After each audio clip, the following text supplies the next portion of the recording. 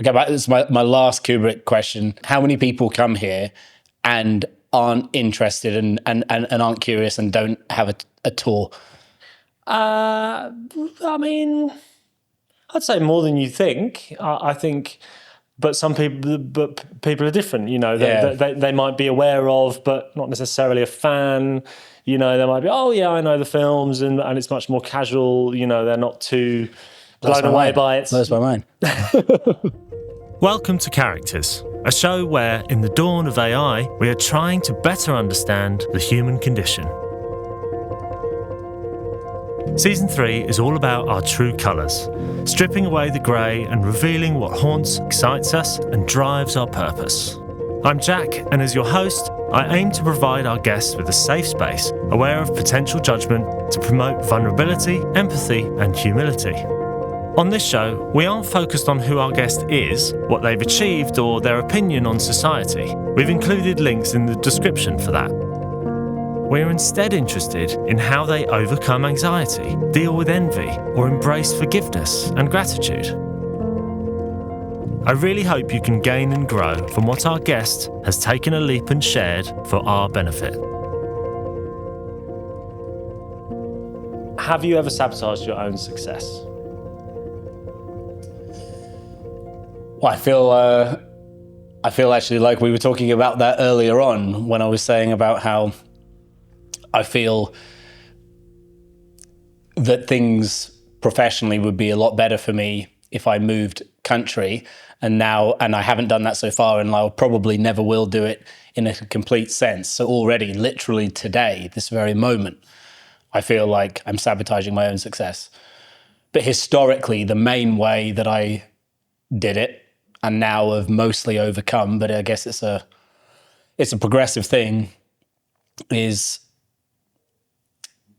a lot of the things required to become successful, I think, are fundamentally quite cringe, quite embarrassing.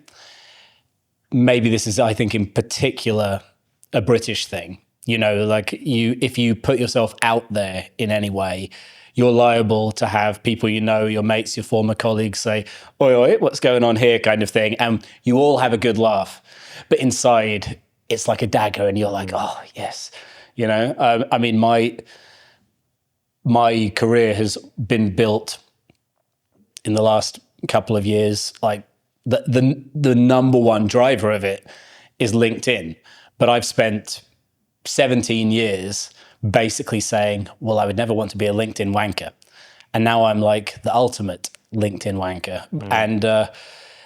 And so I considered, and to an extent still do, I considered what I was doing with like posting stuff online and things like that quite shameful. And so it stopped me from doing it for a long time. And then in the end, when I just sort of thought, well, I'll push through that and do it anyway, the first thing you think is, why didn't I start doing this 5 years ago? Or 10 years ago? And I think that, yeah, broadly speaking, I actually saw someone the other day, they talked about it, and they talked about it in the terms of like, if you try to be cool, if you consider yourself as cool and you try to cultivate coolness, all you're doing is sabotaging yourself. And I think that's it. I think I probably spent, and probably still do, you know, most of my life trying to be cool to some extent. And every moment that you're doing that, you're just dropping anchor on yourself and pulling yourself back. Where did that start? Your coolness? Because I think you're very cool. Well, you know, one thing that's really always kind of bugged me is that all the people who sort of like celebrities or whatever that I think are cool, there's no consistency in terms of their personalities or whatever. They're all very different.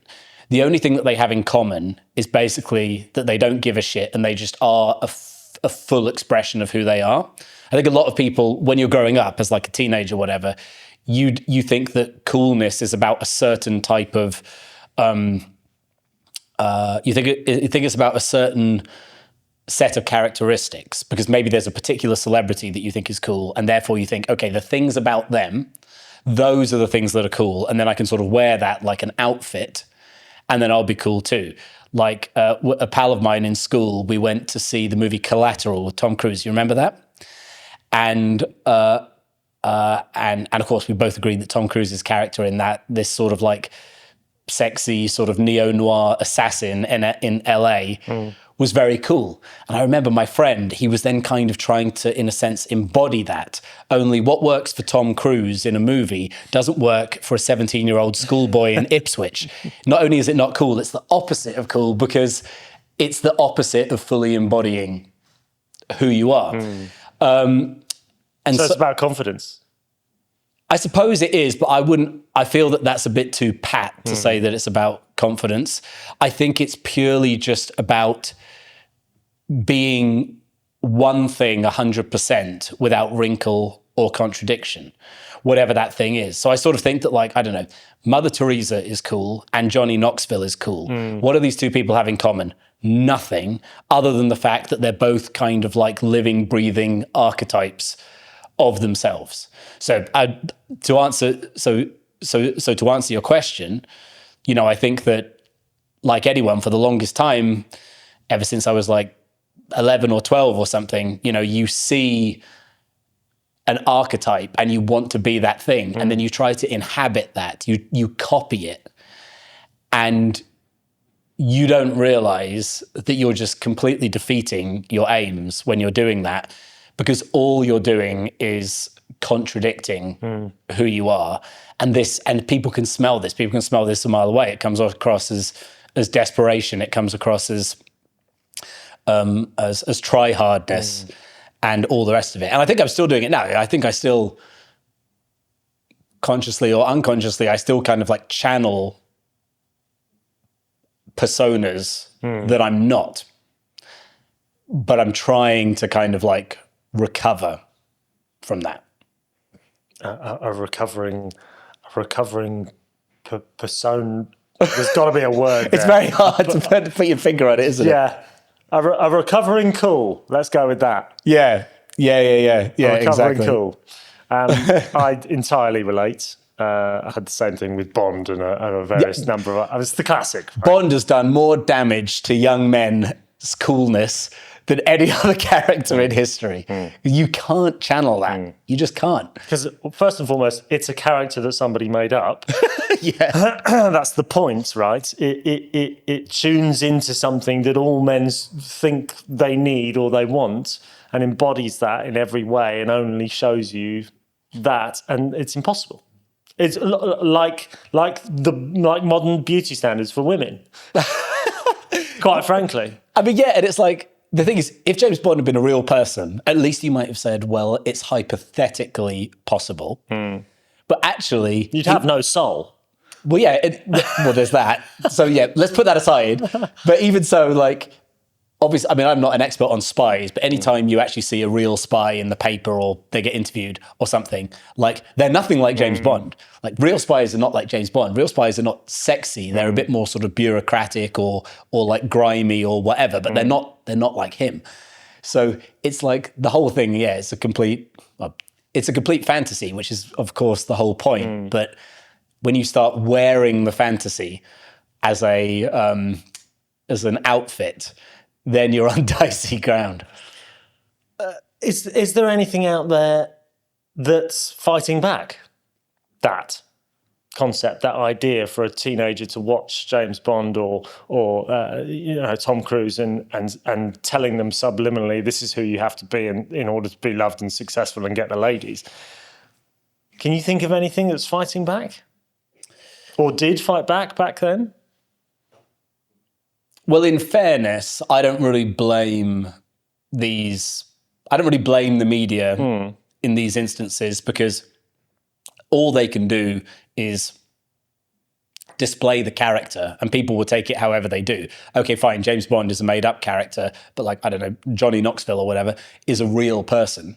So, you know, it doesn't really matter whether they're made up or real. Like, you can't avoid the fact that you're going to see some people that you're attracted to and admire, and you're going to try and copy them. You can't avoid that.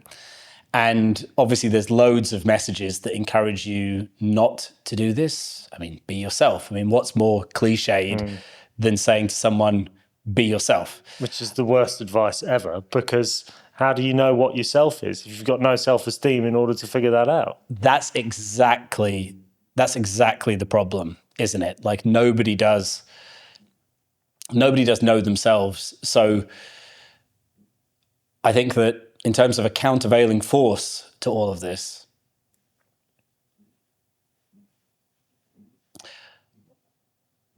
I mean, I'm sure there is an answer, but honestly, I can't think of one, because I think that like there's plenty of messages that go against it, but they all run up against the dilemma that you just said, that like you can't be yourself without knowing yourself. And I think that knowing who you are is one of the most important and profound and life-changing things that you can do. But it's phenomenally, not only is it phenomenally difficult, it's phenomenally difficult if you're trying. But most people aren't even trying because they don't realize that it's a thing. They don't realize it's the thing that they need to do. That it's like a sort of practice to cultivate. Because I think that you would naturally assume, well, of course I know who I am, I'm me, sort of thing. You wouldn't, most people, even myself included, don't realize how much of a stranger they are to themselves. I mean, you're a business strategist in my brain. That's how I sort of, what the box I put you in. And so how far does that idea creep into the advice that you give? It's a one-to-one perfect fit. So anything that you can say about an individual navigating the world, navigating culture, dynamically is exactly the same as a business navigating a market. For a business to succeed, basically what it has to do is, to use the language we were using, it has to know itself, and then it has to fully and aggressively embody that thing in a very sort of focused and uncompromising way. And then it will fly. And if you look at any of the sort of great brands that everyone likes to talk about, like Apple, Lego, whatever, whoever they are, that's basically what has happened. This is a business that fundamentally knows itself. It knows the way that it fits into the world. It knows where its place is. And then it's able to execute in a very focused and narrow way on that thing. Like a company like Apple, for sake of argument, or any of those companies, when you think about it, what they are in terms of kind of identity is actually very narrow. It's very specific. They're very, very big companies, but they're big, but they're not broad. They're big and incredibly narrow. And it's that narrowness that enables them to be big, because they've honed down exactly what their role in the world is.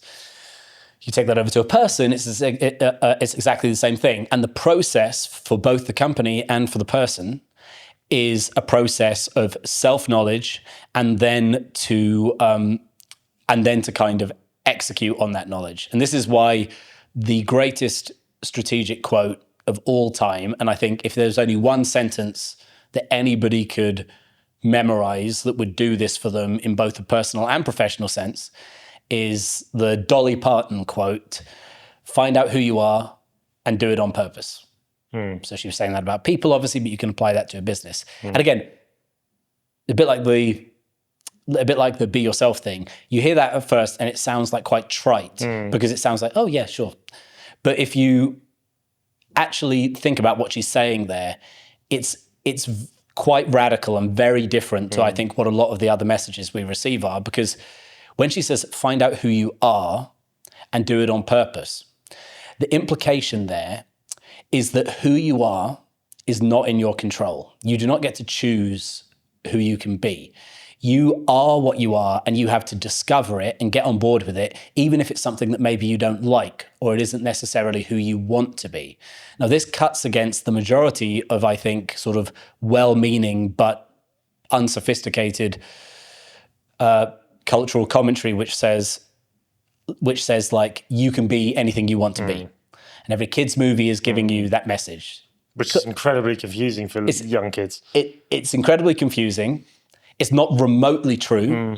And it's a recipe for what we were talking about before of putting on the James Bond suit. I want to be James Bond, and I was told that I could be whatever I want to be. That's how I grew up. Yeah, why isn't it working? Yeah. Why isn't it working? Whereas what Dolly said is, I'm sorry, mate, you are what you are, but the good news is that if you lean into that, whatever that thing is, maybe if you're not like a serial killer or something, but for the most part, whatever that thing is, then it will be great. And it can be great. All that matters is the sort of like the honesty and integrity. And confidence. And the confidence, yeah. Because without that, you're never going to accumulate enough self-esteem to be able to, when the shit hits the fan, to be able to hold on to your morals and your values and not just go, oh, yeah, I agree, when the serial killer says, I'm going to murder that guy. Do you know what I mean?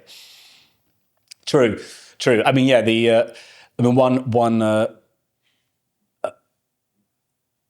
there's almost like, actually, I mean, it's weird. I guess it's the same thing as the confidence. The people who have really like figured this out, there's a shamelessness to them. And again, I think when we think of the word shameless, we think of it in a kind of a slightly negative sense, in that this is a person who does kind of horrible, unpleasant things and kind of doesn't care. But actually, it's obviously much broader than that, isn't it? It's just about not being ashamed of who you are, which is quite a positive thing. It's a positive thing to be shameless, within certain sort of quite basic social boundaries, So maybe even I would say that rather than confidence, although it amounts to the same thing. So tell me about your relationship with shame. Oh, bloody hell. I don't know.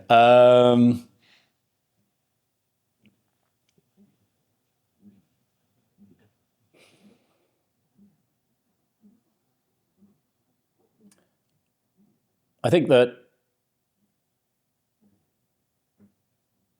if I'm honest, I carried a lot of baggage from growing up because of the color of my hair, which, sounds quite... How mature of your peers? Well, it's just how it goes. I mean, I can't sort of blame them. That is like the cultural soup that we're swimming in. It's not a bad thing or a good thing. I think it's just how things are. But obviously it's not nice to sort of, and don't get me wrong, nothing bad happened. It's not like I was like mercilessly bullied or anything like that.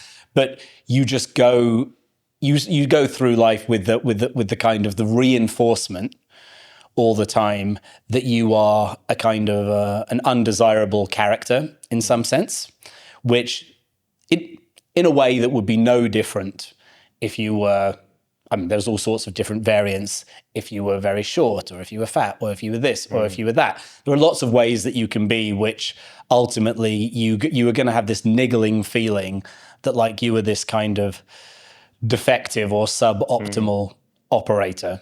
Even if they're not saying it.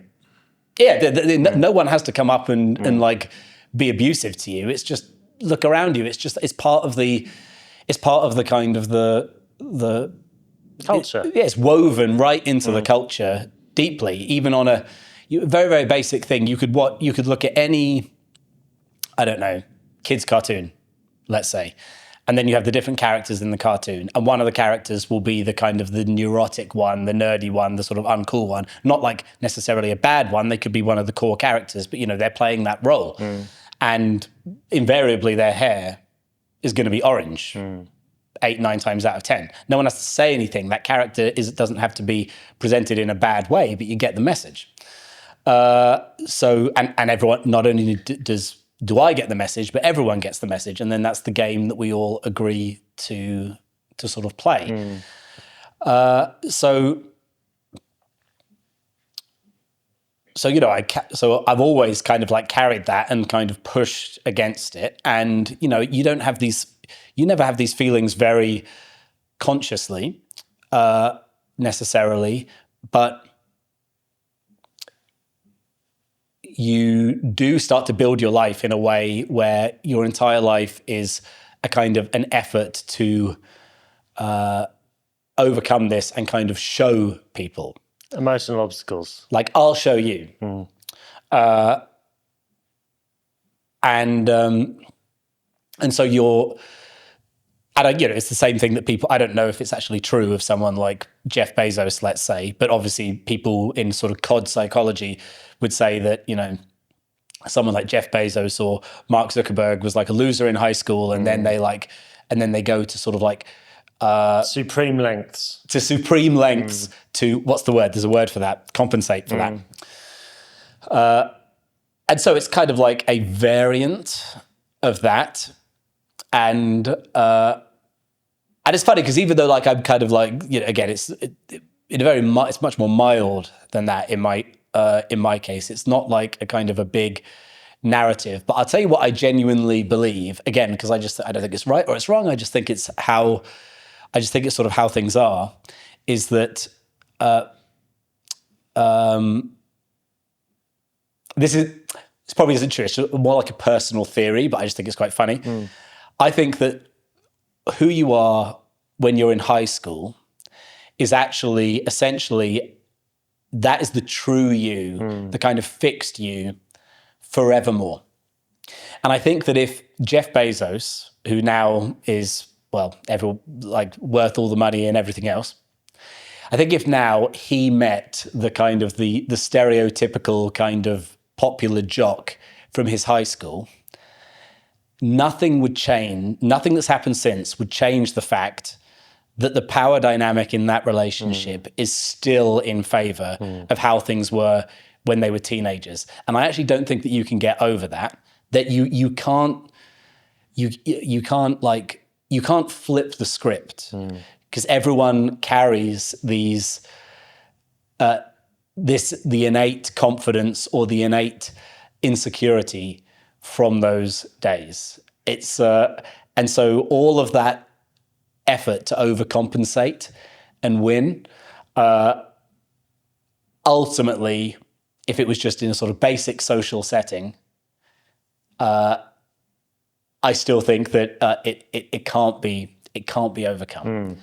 That's quite a bleak. That sounds quite bleak. I don't mean it. I don't mean it to be bleak. It's just a pet theory of mine. Have you ever talked about this with anybody before? I'm sure that I've shared that general theory, but as in your personal experience. So because you subtly tried to make it okay and justify it and make it look like my experience wasn't so bad, but to you it was.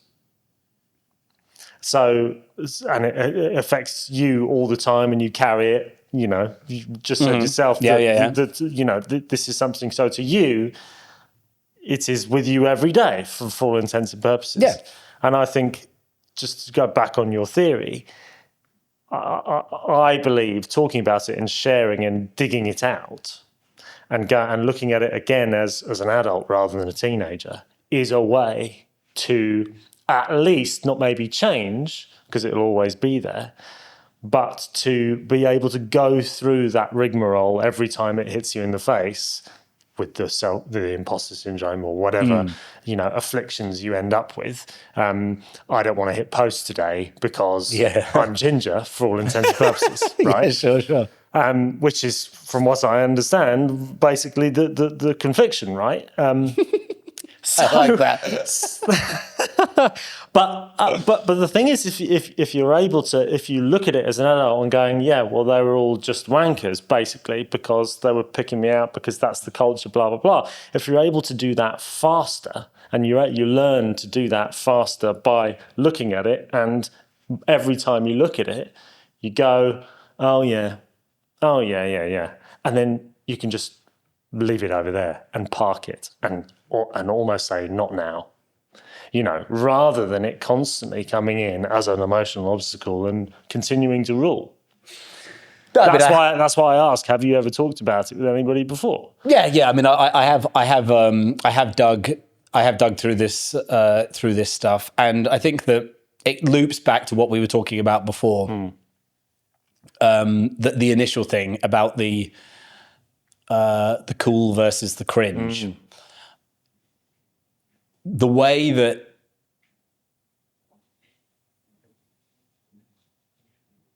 I think this stuff manifests for me and probably everybody is it's just the difference between being opened and closed.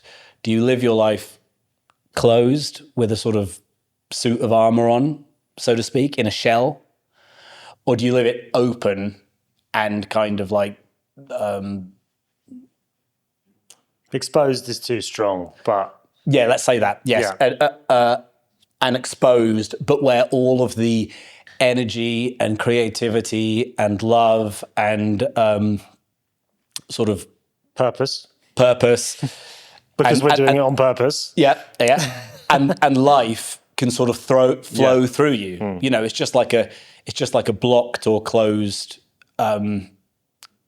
faucet. And so, you know, the way that it's always manifested in me, like I say, is through a sense of closedness. And so you just have to be thinking all the time about how you can kind of open up. And I even mean this in quite literally a physiological way. Like, you know, it's about...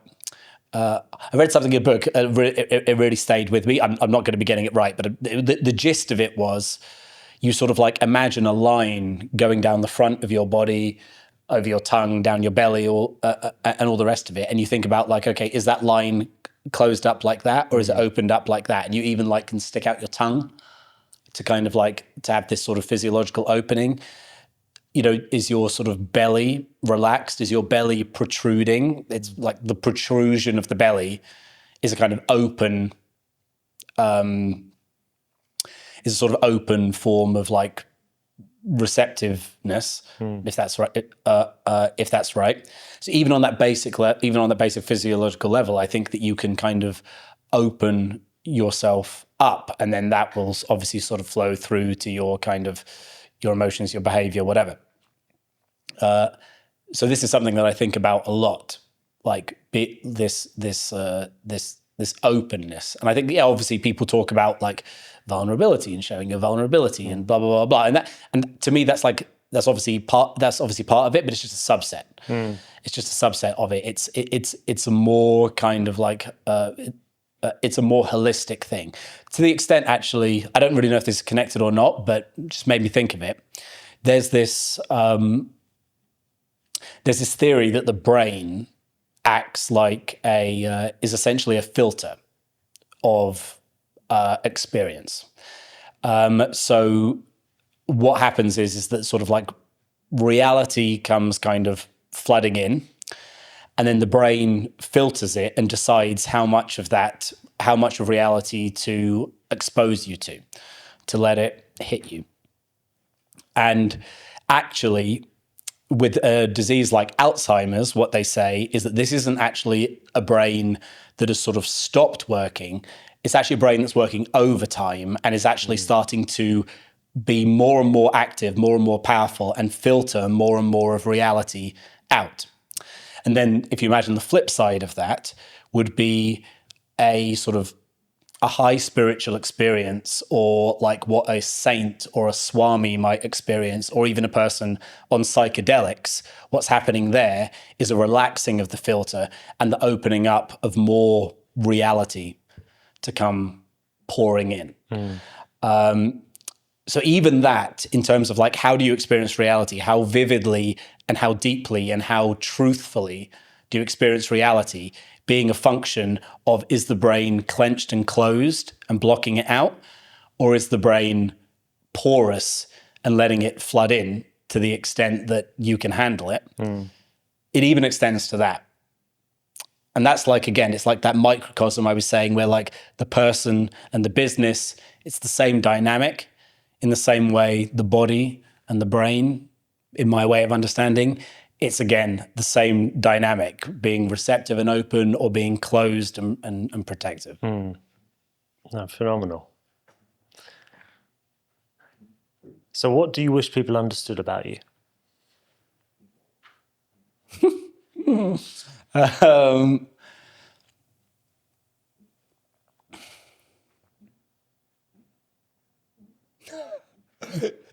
The only thing that springs to mind is a very, very trivial thing. So I don't think it's a very satisfying answer, but it is what springs to mind. I am absolutely incapable, and I don't know what. And I was speaking with my wife just yesterday, 2 days ago. Something happens to me with admin and dates. You know this actually because I almost like messed this up. Oh, I'll see you on Friday. Oh, yeah. Really? Yeah. Oh, okay. I have a sort of. I find it physically painful to think about things like any form of sort of administration or organization of my life, and this is only getting worse as I get older, and I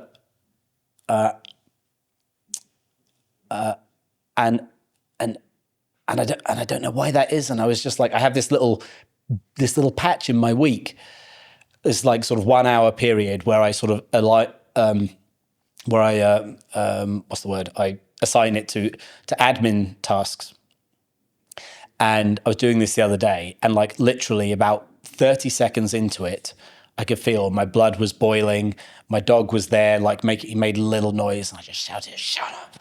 And I was just like so on edge and angry. And I was like, why can't I handle this? Why does this make me so angry? I have no idea about that. But there is this. I do have one idea. I don't think it's an adequate explanation at all. But I often think about it. You know, the whole Myers-Briggs personality test thing. So again, I know people will sort of refute how legitimate that is, but broadly speaking, obviously there's something to it. And I think it's the second one of the metrics on the spectrum is intuiting and sensing. And my basic understanding of that is that like a sensing person is a person who's very good at dealing with detail and sort of like information. So a scientist might be like that. You know, they can process hundreds of pages of data and information, whatever. They're very sort of zoom in. And then the other end of the spectrum is sensing, which effectively is more like getting the gist of things, the gestalt of things, and zooming out. And you know, you're going to operate in one of these areas. And every time I've done that test, I bury the needle on the zooming out thing, like very, very far, which makes perfect sense because my whole job, everything I do, strategy is fundamentally. It's about just looking at something. And this is what, I mean, when I work with the client, you know, I can do a whole project in 2 hours with a client, absolutely no problem, without any effort, because literally all I do without trying is that I just look at the same thing they look at, but because I can't help but look at it in a different frame on the assumption that they have a different position on this spectrum, which statistically they probably do. I could just look at it and say, oh, well, look, at the end of the day, what's going on here is but. And I haven't had to like think about that or analyze it. I see it as clear as day, as clear as anyone would see anything in front of their eyes. And that's why I do the job that I do, because it's just a way of monetizing a personality quirk. That's all there is to it. And if I had a different personality quirk, I would monetize it in a different way. It just so happens that this is the right job for a person with this weird quirk, which is, like I say, it's a neither good or bad thing. It's just a thing, which in some contexts is useful, in other contexts is not useful. And probably admin, because it's by definition a sort of processing power, zoom in, like game of specifics. Like, you know, it's not 1234, it's 1252. It's that kind of thing. Like, it's physically painful. Where do you feel it? I feel it in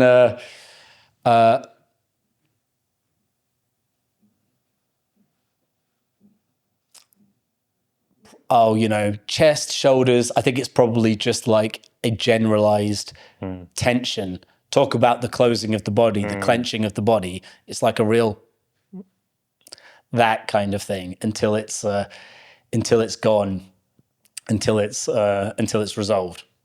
God. Can you relate?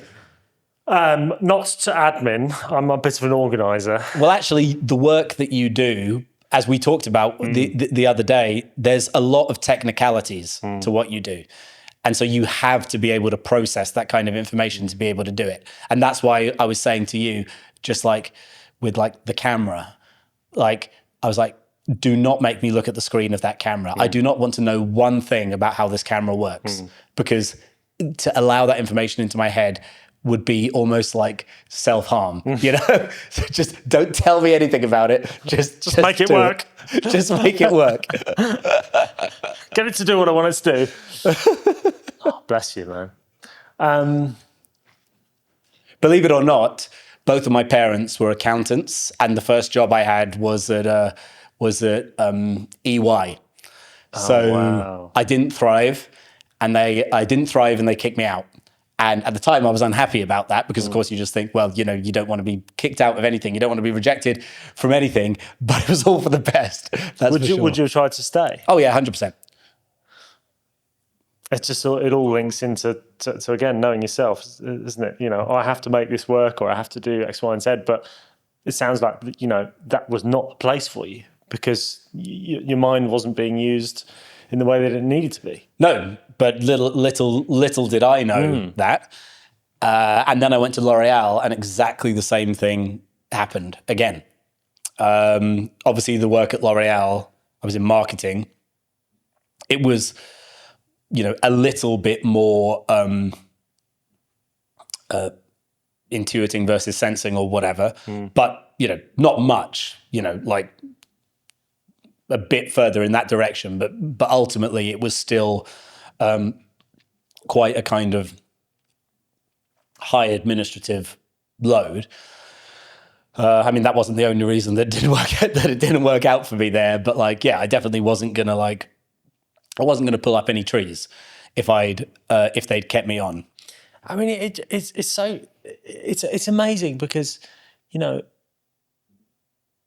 you sort of think the education system, or you know, where are teenagers, you know, getting this self-knowledge from, other than from experience? They're not, are they? No. So you know, we know all of this stuff now, and I feel like we're still so early in this journey of being able to just give teenagers and kids and the next generation a leg up on this stuff, on this self-knowledge idea of like, you know, because it took you having to go through those basically failed employments to be able to then have to look at it and go, well, if you even do have the capability to do so, is to self-reflect on that and go, well, why did that happen? And I didn't even figure that out, obviously, until many years later. Sure. I mean, it's true that nobody pulls you to one side and goes, yeah, there is no means of doing this, really. But I think it's worse than that, because going back to the thing about be whoever you want to be, I do think that there is, in a real sense, what we're talking about, there's something about it that it's a bit of a sort of inconvenient truth. I don't think it's something that people want to be true or want to acknowledge to be true. And I think it actually has some quite, on paper, unsavory shadow sides to it, as a lot of reality does. And broadly speaking, most people, most institutions will subscribe to that myth I mentioned earlier, whereby they don't think in terms of cool, they think in terms of perhaps, I don't know, good or something, that is a particular set of characteristics which we need to encourage people into. And obviously up to a point, this is true, because there are certain characteristics, you know, which, going back to the serial killer, there are certain characteristics which are sort of objectively bad. But I think that the let's put it this way, the scope of acceptable characteristics for a person is much, much, much wider than what we allow it to be. So like one example of this, it's probably not a very good example. I haven't thought about this before, so it's just a kind of like illustrates the point well enough, I think.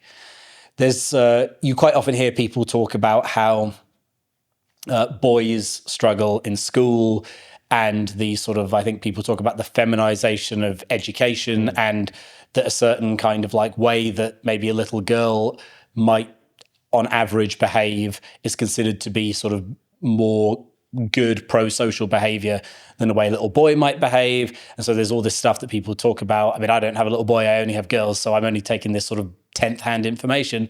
But there's all this stuff about how, what it maybe sort of like natural healthy behavior for a little boy is sort of repressed because it's interpreted as not being the right way to be. So that would be a very kind of basic example of the general opinion that I think people have, which is that these characteristics are nice and these characteristics are not nice, without actually recognizing, going back to my sort of Johnny Knoxville, Mother Teresa point, that like they're both within the scope of legitimate behavior and sort of reflections of the human spirit, even though they're so different. So we can't like make every single little kid be like Mother Teresa. It's not gonna work. But yeah, that ultimately sort of requires some sort of patience and I think sort of like quite sort of tough sort of conversations.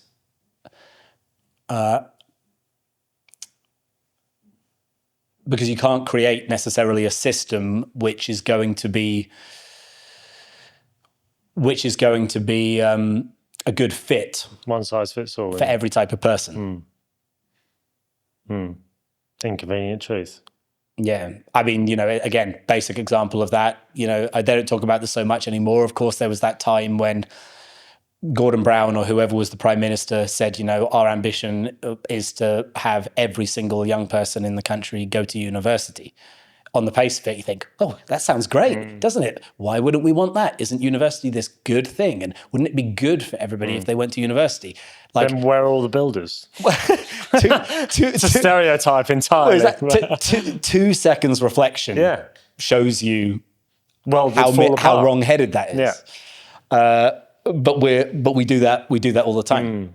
Because it's so much easier to try and put everything in a box and wrap it up in a neat little bow and brilliant, that'll just function. But it doesn't work like that. Yeah, it's just so hard to let go and get back, I guess, to the theme of the conversation, knowing yourself. It's so hard to allow people to be authentic expressions of themselves rather than reflections of a sort of societally approved kind of like optimal persona. Speaking of optimal, in the utopia, do you think it would be possible for everybody to have their perfect, suits them down to a T, role, job, lifestyle, etc., and society still function? I guess it's all relative, and I guess it just could be better than it is without being. It could be better than it is without being perfect. Clearly, the sorting system is the thing that you can't get right. I mean, now I'm veering massively onto dangerous territory that I know nothing about, but it's still intellectually kind of like interesting. From what fractional understanding I have of like the concept of caste systems in ancient caste systems, they were quite specifically a means of achieving this, whereby like there are different types of person who have different types of roles within greater society, and we serve everybody best by putting each person into their sort of box. Now, clear issues with that, where it's like, obviously the caste system is like based on what you're born into, and are you necessarily born, if you're born to be a merchant, for sake of argument, I don't even know what they are, then like does it necessarily hold that really is who you are and who you're meant to be? So it's not exactly difficult to criticize it. It's not difficult to criticize the caste system. Both your parents were accountants.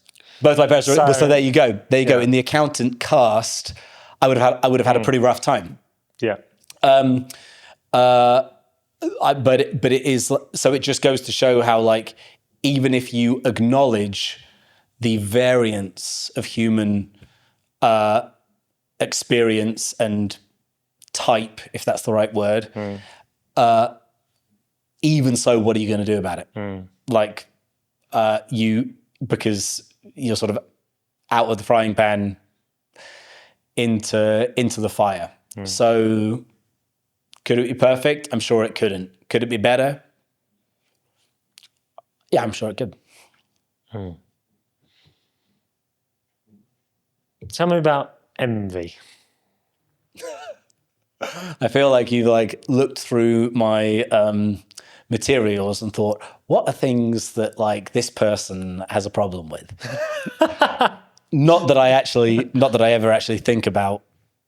That I ever think about envy. Who do you envy? Can you define the difference between envy and jealousy for me so I get this right? I feel like I get them mixed up. That's a good question. Envy, I mean, I'd say it's one and the same thing, but but more about how you respond to it, less about what's causing it. There is a difference, but I think but I struggle to put because when people talk about like a jealous husband, it means that they are guarding something jealously. Whereas I think that envy is more about like wanting something that other people have. There, sure. Let's say, I guess that's it. So in that respect, do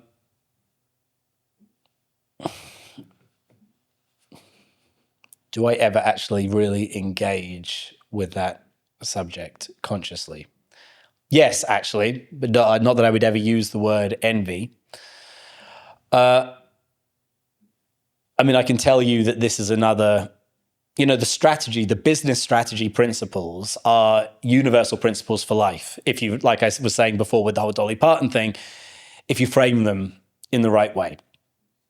Now, one thing which hurts businesses and then also hurts people in exactly the same way is, I never think of it in terms of the language of envy. I actually think of it in terms of the language of wanting to compete or beat someone else. Now, this is obviously an impulse which can be channeled in a sort of healthy way, like in a sport or something like that. But it's obviously a natural impulse that comes out of all of us, which is it's a zero-sum, winner-take-all assumption. So if somebody has something that you want, they have that at the expense of you, which I think is the natural reaction that we would have. But of course, it isn't true. People talk about this idea of the infinite game, whereby in a sport, there is only one trophy. The two teams battle for it, and there can only be one winner. So that is a closed game, which is zero sum. It's set up that way to make it entertaining and interesting. But in the real world, two businesses, even two businesses in the same category, they can both be mutually successful. It's not like only one can win. And in fact, in the best scenario, not only can the two businesses exist at the same time, they can actually essentially help each other thrive, because they can sort of act as balancing forces in the market. The yin to each other's yang. But we don't see it that way. We want what the other person has. We envy. We want to beat them. Now, what does this make us do? Basically, what this makes us do is it makes us copy. I think that the desire to compete or envy someone, it manifests in copying. And here we are looping right back to where we were before, right? You push yourself into territory that is not made for you, that you don't belong. You know, you want, when a business envies another business and they want a piece of what they have, what do they have to do? They have to basically they have to match the features and benefits of that product so that then they can compete for the same trade. What happens when you match the features and benefits of your competitor's product? Well, you and the competitor, you cluster together and you commodify. What happens when you commodify? The two of you then have to start fighting each other, which means that you smash your profits and both of the businesses are fundamentally very unhealthy. And if a market becomes too commodified because it's too competitive, all the businesses end up going bust, which is, what happened with airlines in the 90s. They basically all went bust, with the exception of the odd one who had sort of chosen their own path. Now, I guess a person doesn't go bust, but the dynamics still apply, because if you insist on putting yourself into competition with someone else, you're putting yourself into conflict with them. Another way of thinking about it, I used to write about this all the time. I don't write about it anymore because it's too philosophical and kind of abstract. But if you think about the way a natural ecosystem works, a natural ecosystem is, we have this idea, people talk about Darwinism, and they talk about survival of the fittest. And when you say to someone survival of the fittest, what people imagine that means is survival of the strongest. So they think you've got all these animals fighting to see who will get the resources, and the strong one will win and the others will die. That's not what fittest means. Fittest, now we sort of think of it because of sports as an analogous for I'm fit, I'm strong. Incorrect use. Fit means which animal fits best. Survival of the fittest means survival of the one that fits in the ecosystem in a harmonious, symbiotic way, like a piece in a jigsaw puzzle. And the one that fits is not the one that fights. The one that fits is the one that has a collaborative, symbiotic relationship with everything around it. So in a sort of healthy ecosystem, you've got all these different species, let's say, and they all balance with each other. And they all have a job to do in the ecosystem, which, number one, helps them thrive. And number two, also actually enables the thriving of everything around them.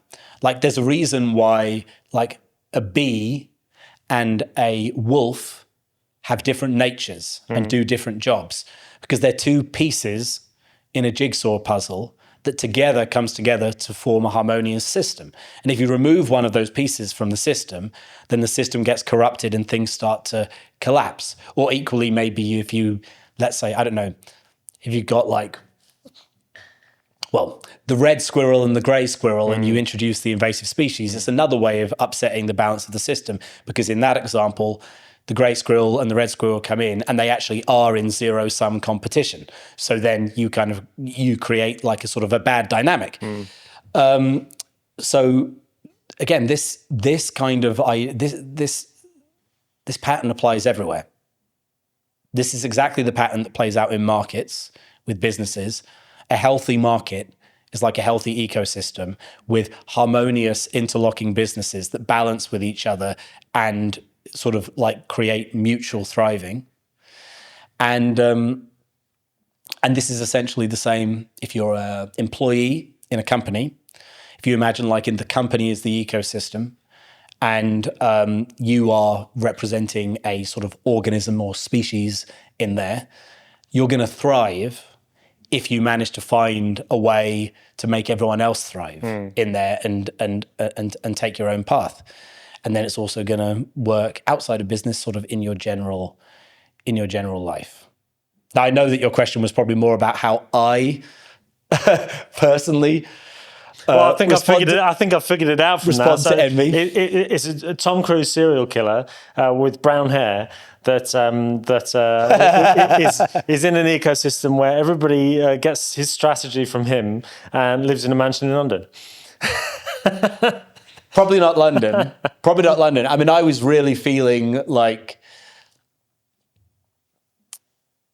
I suppose you would call it envy. I was really feeling envy the other day because there's a podcaster who I've never really listened to any of his podcasts, but I'm sort of aware of him because he comes up on YouTube and stuff, called Chris Williamson, who was, now he's one of the big Joe Rogan, Lex Fridman, whatever podcasters.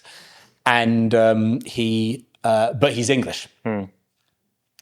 And, you know, I've had this, like I told you before, I've had this real deep conflict about, you know, am I in the right place? Am I in the right place for my sort of business to grow and for me to thrive? And, you know, you want to be, in a sense, at the,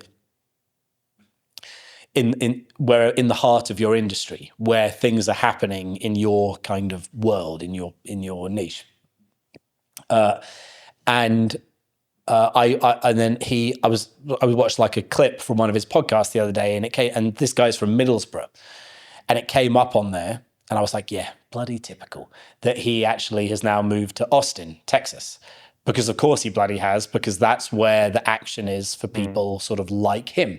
So he's kind of like, you know, if you work in insurance, you probably want to be in London. If you work in, like, well, I don't know, movies, maybe you want to be in Hollywood, whatever. Not anymore, but yeah. Yeah, exactly. That's not a good example, but the general idea. And obviously, if you work in that kind of like podcast, new media thing, then you sort of like then you want to be in Austin.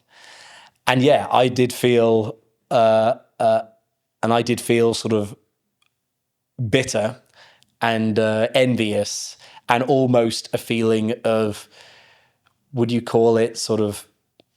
There is a term for this. I can't put my finger on it. It's something like kind of class envy, class self-loathing or something, where I was like, why can't you, as a British guy in this sort of influencer world, which I'm also in a much lesser way, but even so, why can't you just bloody stay here like the rest of us? Like, why can't, you know, you're making it harder for someone like me, you know, obviously not his bloody problem. He's just doing what's right for him. So it's a stupid thing to think, but it did make me feel very, very bleak and like I was being abandoned on a, last rat off the sinking ship. What do you think he envies? Joe Rogan, probably. Because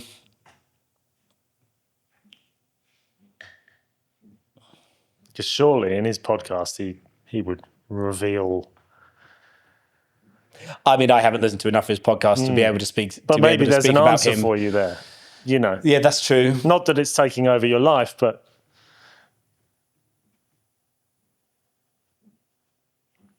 That's true. You know, it's.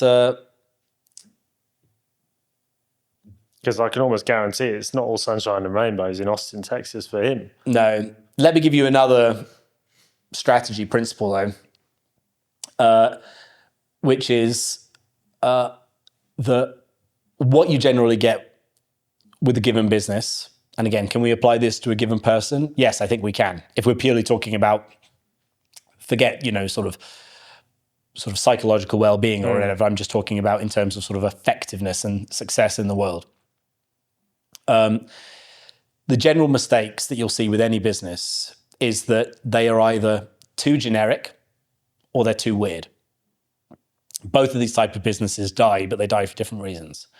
A generic business, like we talked about before, it's the one that clusters, and it's the one that basically is the same as its competitors and gets into a fight and commodifies and drags everyone down. 70-80% of businesses are generic businesses who have got competitors who basically do the same thing that they do, and that's just how they exist, and it's tough. The weird businesses are more what happens when sometimes you get a business that is genuinely unique and it's genuinely doing something that no other business does. The problem that they have is because what they're doing is unique, it can be very weird and it can be hard for the customer or the market to understand what is this thing, why would I need it? And these businesses will often fail because they never manage to sort of like connect their innovation or their idea with a sort of genuine market need and to make it sort of clear and buyable and safe. So the generic businesses, they need to become more weird, and the weird businesses, they need to become more generic. And the ones that really work, as you can sort of imagine, are the ones that end up in the middle, where you are familiar but different. And you know that something's familiar but different because basically what that means is that people will describe it as, oh, that's like meh, but it's meh. So Chris Williamson, we might say, again, not knowing much about his brand, but you might say, oh, he's basically like Joe Rogan, but he's from Middlesbrough. I don't think that is his brand, but let's just say it works, right? So you know, you have to strike this balance whereby, yes, everything we said before, you need to be yourself and you need to blah, blah, blah, blah. But like, you know, even the greatest geniuses in history, they put their trousers on one leg at a time. The greatest geniuses in history, no matter how weird they were 99% completely normal. And it was that 1% of weirdness that enabled them to do what they did. And you know, and you can make the mistake to think, I'm just going to be completely like this unique thing, but that's a trap too. So nobody's going to understand it. No one's going to understand it, and you are, you know, and you're going to be an outcast, basically. And you know, and we can't say that, you know, we can't say that every kind of individual or quirky person in the world is charismatic and admirable and popular. Clearly that's not true. Because maybe for the most part, you know, they veer too far in the other direction. So, you know, if we go back to the Chris Williamson thing and the envy thing, like, as long as you maintain this balance, you know, a bit of copying, you know, is if the copying is in line with who you are and not like a horrible contradiction of it, well, that can be good. That can accelerate you. Let's just say, for sake of argument, if you are a podcaster and the whole world is in Austin, Texas, then absolutely you're going to love it there, and it's going to help you thrive, provided that you keep that 1%, which is you. And then you've struck that balance. In what areas and in what ways are you happy to be good enough? I think a lot. I think I'm quite good at that. I think I'm quite good at being good enough.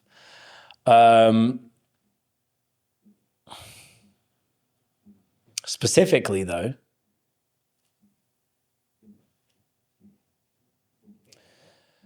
well, the first place that I think of is obviously sort of professionally, and, you know, the places where I allow my business to sort of strategically fail, essentially, not fail, but just be good enough and not really excel, are admin. The admin, I'm not good enough. So that's not right, but at least you can sort of outsource it. Things like, or it's a bit related to admin, like things like research, analysis, diligence, sort of professionalism. I'm fine at all of that. I'm not like good at it. I'm as good as I need to be. And the relaxation in that area enables me to then overperform and get leverage in other areas. So it's a kind of deliberate thing to say, I can't not do it. If I'm working with a client, I can't just not be interested in their industry. I can't just ignore every sort of trend and data point out there, much as I would love to. I need to like do it a bit, but it's only a bit. It's only a bit, and I'm fine with that. Personally,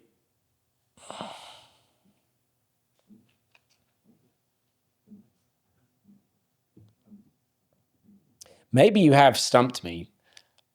Something my wife says about me is that must be the ginger thing. I'm obsessed with being like, everything has to be like the best, and if anything isn't the best, then I'm always like wishing it was this other thing, and I'm always grass is greener and stuff. So, despite what I said a minute ago, maybe I don't do very well with that, because it's true.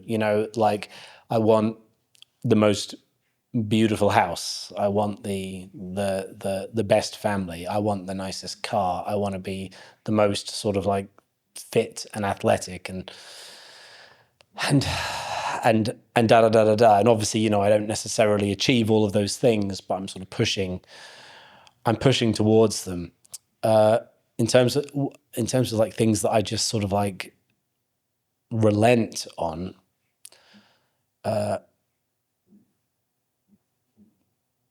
Honestly, I don't know. Can you tell me?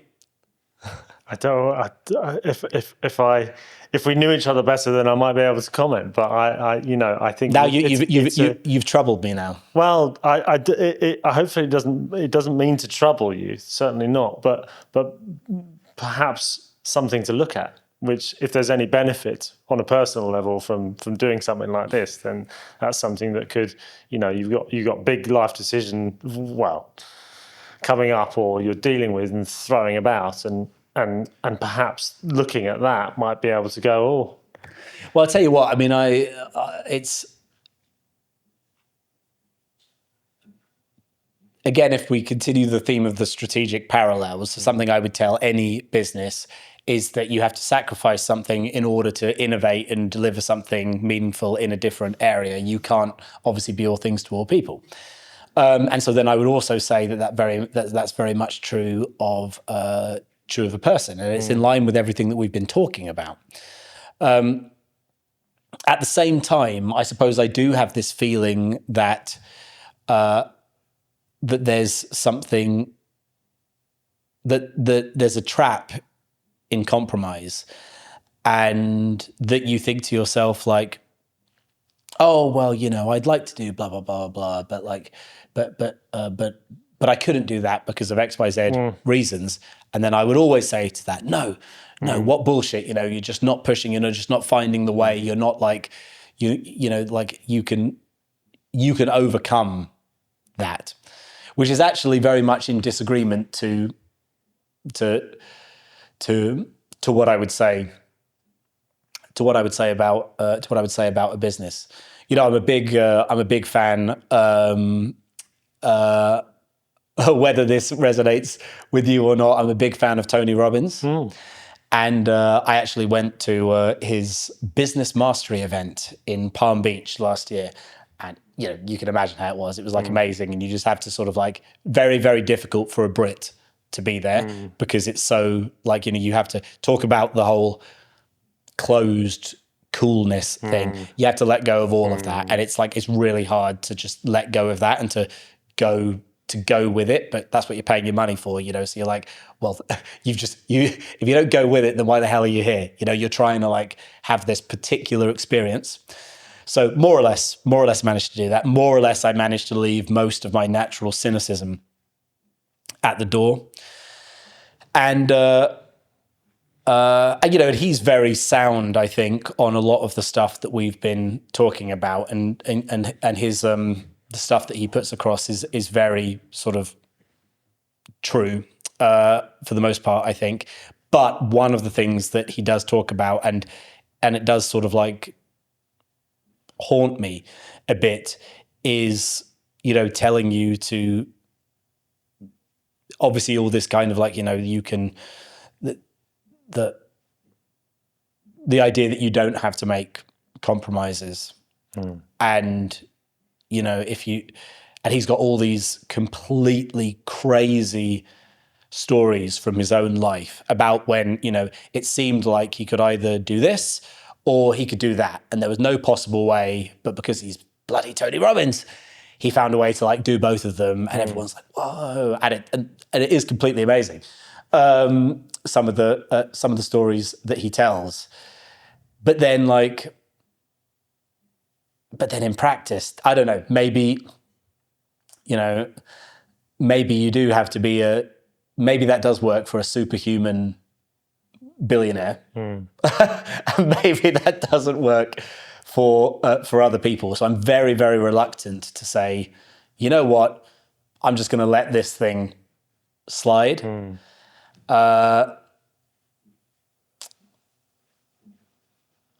I can't say whether or not that's good or bad. It's such an amazing question, isn't it? Are they normally able to give you a clean answer? It's entirely variable.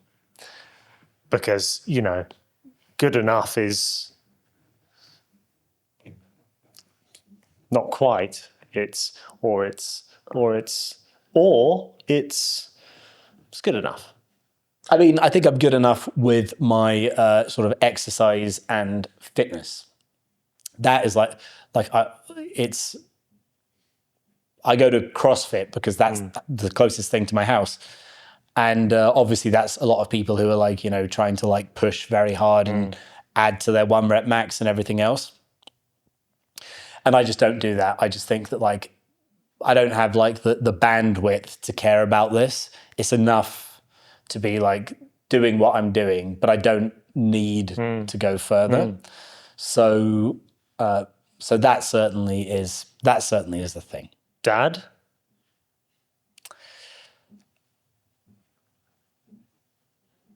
Well, instinctively I would have said, well, no, of course, I'm not going to settle for just being a good enough dad, But actually, if I'm being realistic, obviously, I'm not the best dad in the world.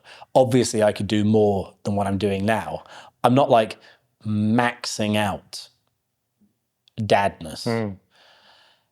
And so could you say that I am deliberately allowing myself to be a bit average as a father? Obviously, I would never frame it that way, but factually, that must be true. Because if you know that you could be doing more, that's the way. When I say average, maybe in the grand scheme of things, I'm in the top, I don't know, I could be in the top 95th percentile of fathers, whatever. But the fact that I know I could be doing more, that is... Makes it average rather than good enough. Yeah, yes, exactly. I do think it's good. I do think it's good enough. But I guess the answer to your question is: are there another way of framing your question? Are there any areas of your life where you know that you could do more, but you choose not to, and you're okay with that? Content with being good enough. Yeah. Yeah. So when you put it that way, then yes. But it would be hard. Isn't that funny? Isn't that funny? Because it would be horrible to say, well, I'm content with being, just a good enough dad. Nobody would really say that, even though that must be true for, if not 99%, 100% of dads. How many can say that they are maxing that part of their life? It just doesn't seem plausible. You're a superstar. Cheers. I'll take it. It's been absolutely awesome to have you on. I really, really appreciate your time. No, what can I say? It's a pleasure to have a conversation in good lighting. Thank you for watching Characters. I hope you were able to gain and grow from our guests' vulnerability. To discover more characters, please subscribe to support the show and allow us to share more of our true colours. Here's the latest episode, or one YouTube has picked for you. Enjoy.